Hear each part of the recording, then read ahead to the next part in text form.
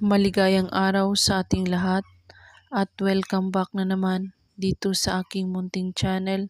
Panibagong araw, panibagong video na naman tayo.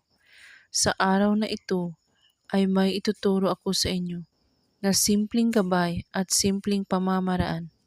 At kung baguhan ka sa channel na ito, ay huwag kalimutang mag-subscribe at i-click ang notification bell para lagi kayong updated sa mga bago kong videos na i-upload.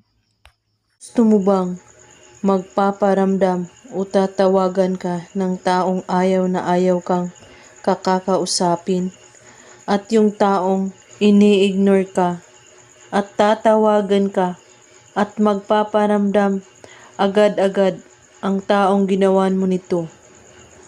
Ang kailangan natin sa ritual na ito, isang baso lamang.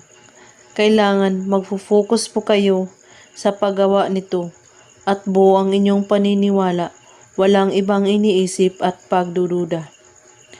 Hawakan mo ang baso at itapat mo sa iyong bibig at banggitin mo ang kanyang pangalan at apelyido at iisipin mo siya ng 1 minuto at banggitin ulit ang pangalan at apelyido niya. At sabihin mo, magpaparamdam ka sa akin. Kailangan kita ngayon na mismo. 7 times mo ito ulit-ulitin sa pagbanggit.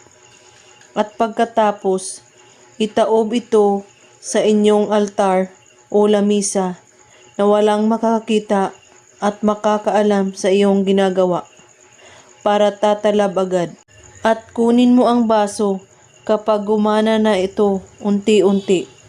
At pwede itong gawin kahit anong oras at araw, basta't wala po kayong pagdadalawang isip sa paggawa sa ritual na ito. At kung may katanungan po kayo ay magko-comment lang po sa baba. Maraming salamat sa panonood. May God bless us all.